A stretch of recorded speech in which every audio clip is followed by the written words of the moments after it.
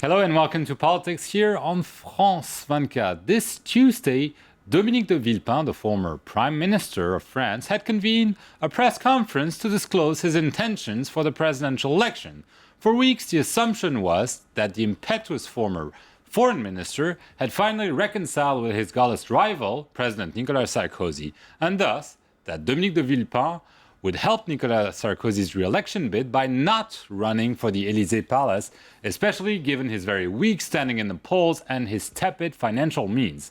However, on Sunday, the unpredictable poetry lover and fan of Napoleon once again took everyone by surprise. The announcement came as a surprise. Dominique de Villepin will take on his arch-rival Nicolas Sarkozy in next year's presidential election. Even if everything has been done over the last 6 years to distance me from political life with a series of false accusations, I intend in the forthcoming election to defend a certain idea of France. I'm convinced the 2012 vote will be a meeting of truth, courage and determination. A series of false accusations. The former Prime Minister has been hit by a number of scandals. Earlier this year, an appeals court acquitted Villepin of trying to smear Sarkozy's name in the run-up to the 2007 presidential poll. He had been accused of fabricating documents that suggested Sarkozy, then Interior Minister, received kickbacks on arms deals with Taiwan.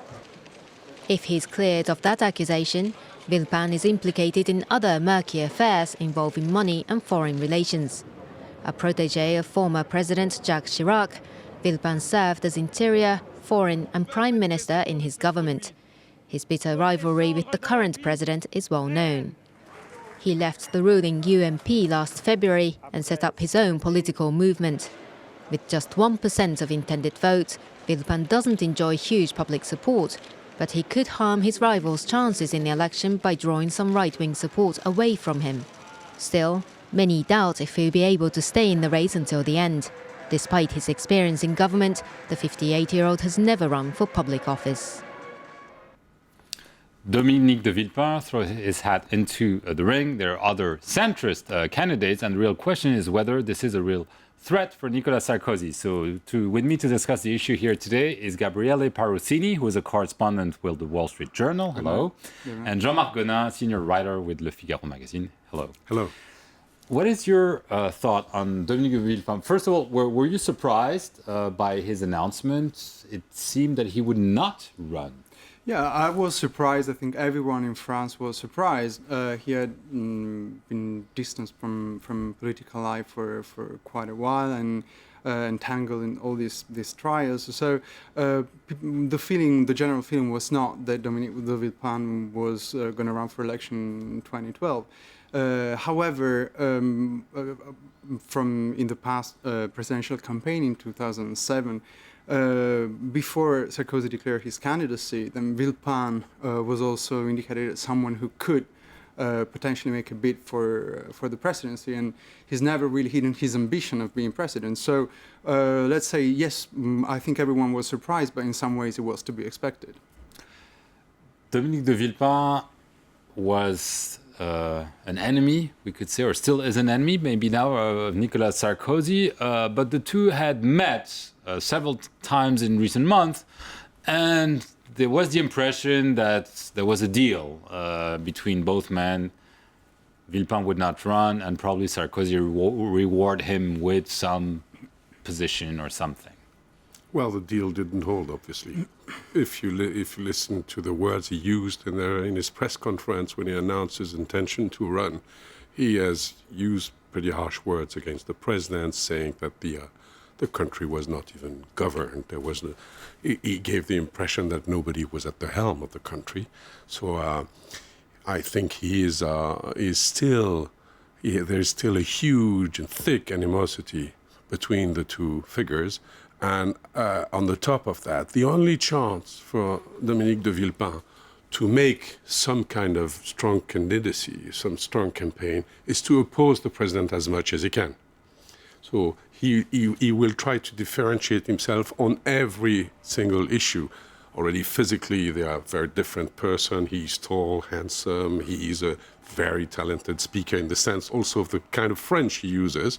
Sarkozy is not a bad speaker, but he uses a French that is not like highbrow and cultured like Villepin. So the difference is already very strong.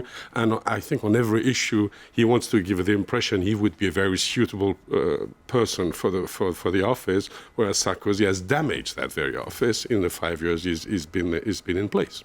But Dominique de Villepin has been rather erratic. He left the Gaullist party, the UMP. He created his own party called République Solidaire. Then he said he was actually leaving that party, and now he's announcing that he's running. And many people say he's only by himself. There's not much machinery, not much money behind him. How can he expect to have an impact? Yeah, what you say is absolutely right. If I recall, if I'm not mistaken, the last poll that was published credited Villepin with 1% of votes. So that's obviously very little and marginal. He and many have said that Villepin's movement, République Solidaire, is just an empty shell and that there's nothing behind it. That's true. At the same time, I think we shouldn't undervalue the appeal, as my colleague was saying, that Villepin has for the French people who are right-wing voters but do not recognize themselves with the right represented by Nicolas Sarkozy. So I think that since he has already expressed the wish of going to the end of this presidential campaign, do you believe this? Well, one is forced to believe what people say, or not. I think. What do you think? I mean, do you think he's only saying, "I'm running," but eventually he'll say, "Oh no, I don't have enough support. I'll go back home." He has an incredible faith in himself. This man is absolutely amazing. I think he doesn't want, he said that he will not retire, that he will not even give, if he loses in the first run, he will not give an indication to his voters to vote for someone else in the second run. So he thinks he has a fate, he thinks he has a destiny. And I don't think he will let loose. He will have money problems, obviously. He has no supporters. But he will have at least, I think, the 500 signatures from elected people in the whole of the country, the mayors.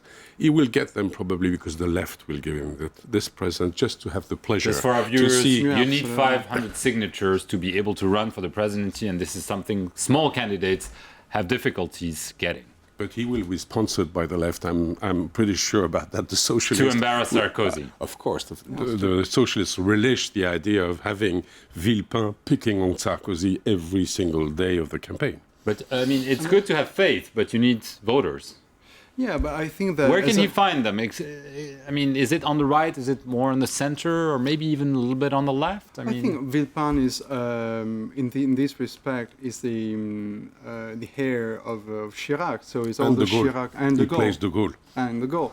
Much more than Sarkozy is. So he has a certain appeal to French conservatives, and I think that he has a high damaging potential for the president because...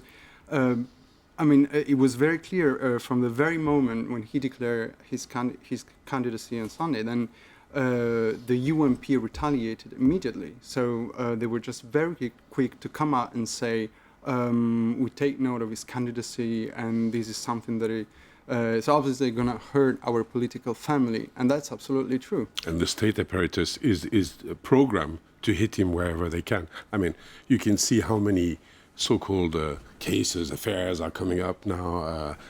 This is it maybe one of the reasons he decided to run? It might well be because he's been not begging, but he thought the deal was struck on that very base that we leave you alone and but you don't run, and he sees that new cases are coming up.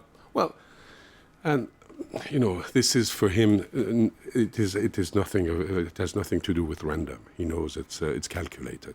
I want to get to another centrist candidate who has declared himself, not for the first, but actually for the third time, François Bayrou, who was a strong performer in the 2007 presidential campaign. He came in third with 18%.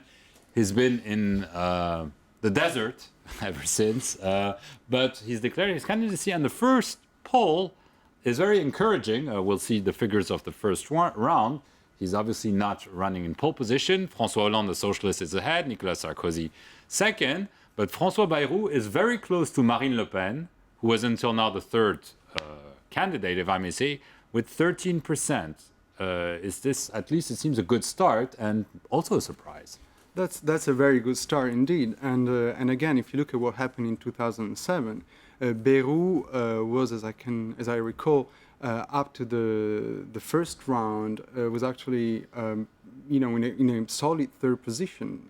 So he was close to Ségolène. Yeah. He was close to Ségolène, the socialist Ségolène candidate. Royal, yes. Now, if you look at this poll, the figures that we just seen, you see that among the first four candidates, then three of them are all fishing in the same pool, and it's Sarkozy's vote pool, right?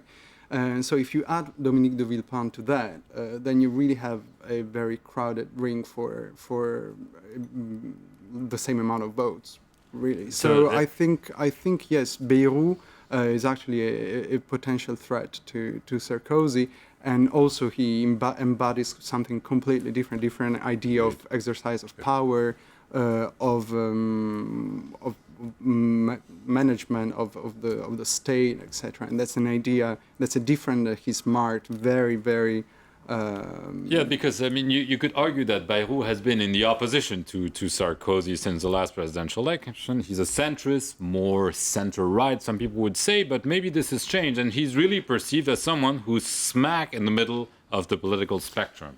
Yes, he had also a very lonesome strategy, but that has paid. Because he has been criticizing the president on the issue of his character. He's been proven pretty right. You know, the French know what kind of president he is now. With that kind of these pushes of wrath he can have, a very harsh personality on the first hand. The second, he has been denouncing the debt all over since years, and now we are in the middle of a crisis. So it has been a kind of prophecy. And he was proven right. That is an important point.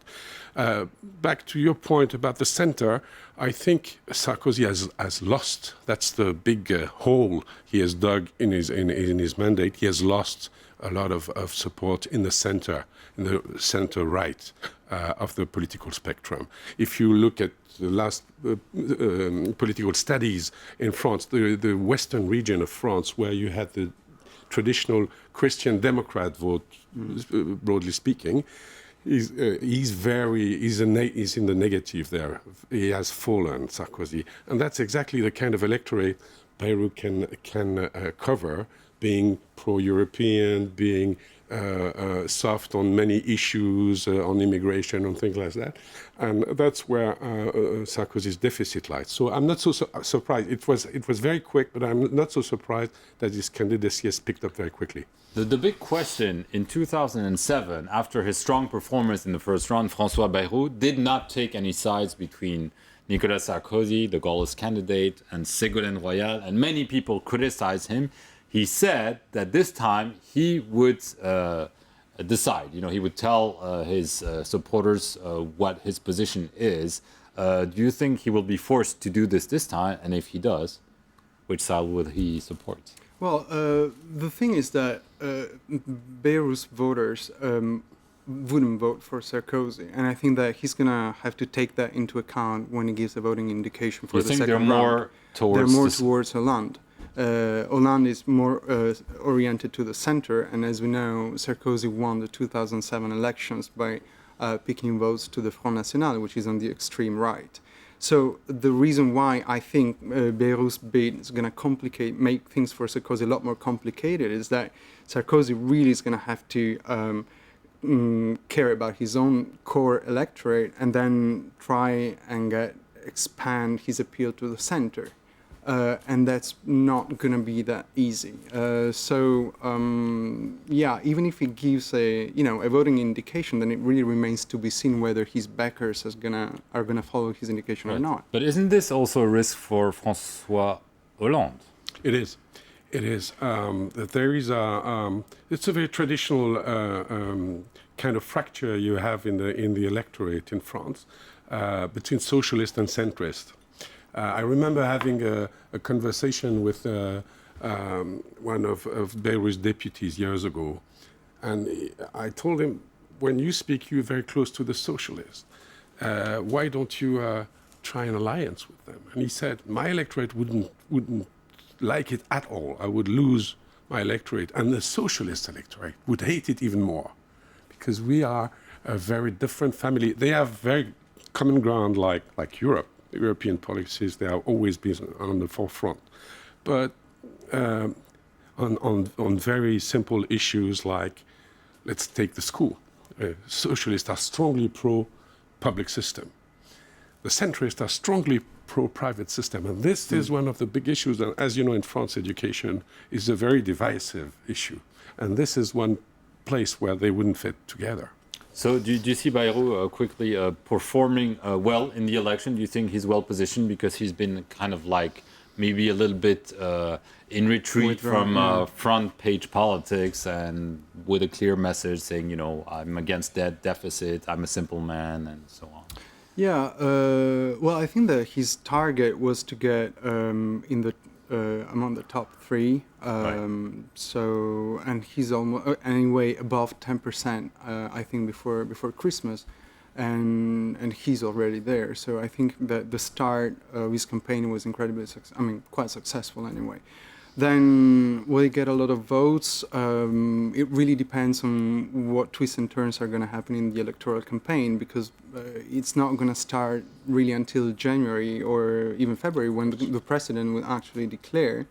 He might even declare in March. Yeah, or even in March, really. And that depends, my opinion, on the crisis, how the crisis, the Eurozone crisis is going to play out between now and then. So it's really full of question marks hanging over the electoral campaign. Okay, well, we tried to answer some of the questions today. Thank you very much to both of you, and thank you for watching Politics here on France 24.